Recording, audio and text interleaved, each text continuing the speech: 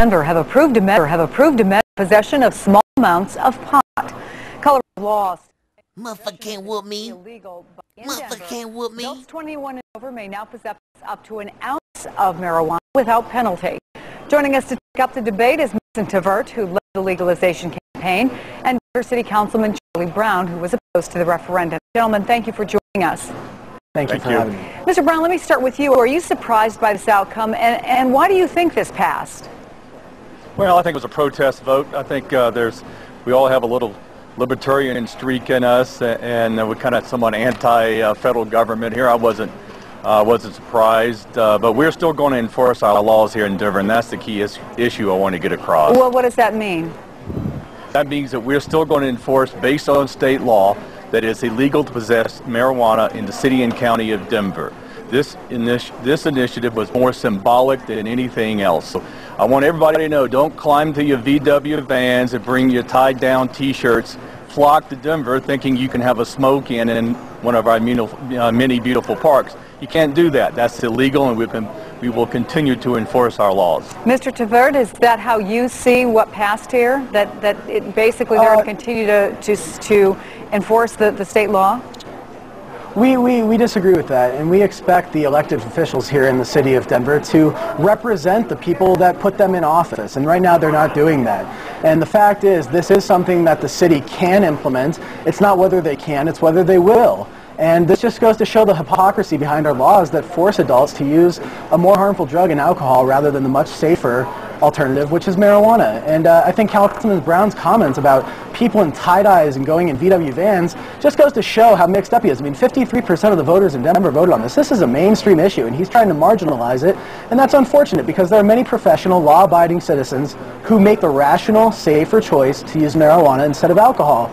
In fact, Mr. Brown, that was part of the campaign. They said that this will make Denver safer. Yeah, and that was a fraud issue. It was disingenuous, it was deceptive, and they ought to be ashamed of themselves for running that kind of campaign. What about it's deceptive? Get back to the state law issue. We cannot overturn state law. We cannot have conflicting laws on the books. We have to obey our state laws. That's the way the system is set up.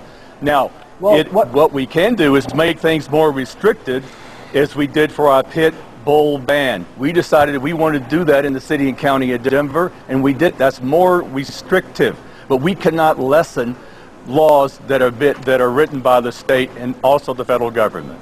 Is that your belief, Mr. Tvert? What are legal experts telling you?